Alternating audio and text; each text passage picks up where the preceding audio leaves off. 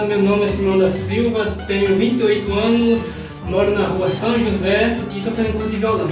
Fazer o curso para mim é ótimo, porque eu já toco alguma coisinha e quero me aperfeiçoar mais. Gosto da música, eu quero aprender mais como lidar com a música, quero ter mais experiência, porque a música na vida do ser humano é fundamental.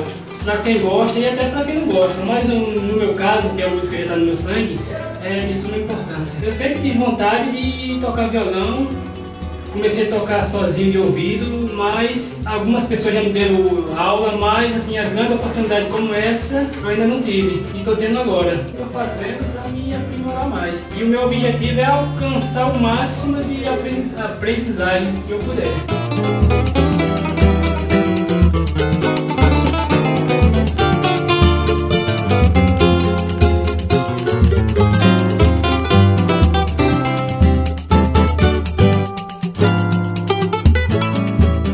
Joelson Moraes, tenho 25 anos, resido aqui em Saúde, na rua Joel Caetano da Silva.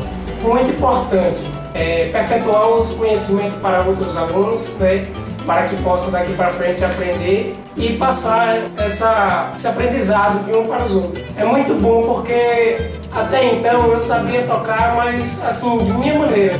E para poder ensinar, eu tive que desenvolver uma teoria, uma prática para poder passar a vontade de ver outros jovens tocando, né? Não somente eu, passar meus conhecimentos e que se propague. Esse curso, todo mundo ouve falar nas rádios, em cartazes, e principalmente nosso presidente Pedro Guilherme foi quem me convidou.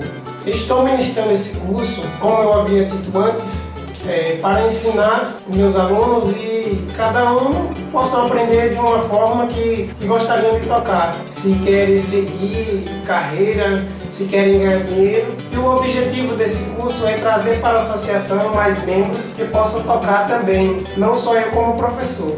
Muita gente da minha família gosta muito desse instrumento, então daí a vontade de tocar violão também.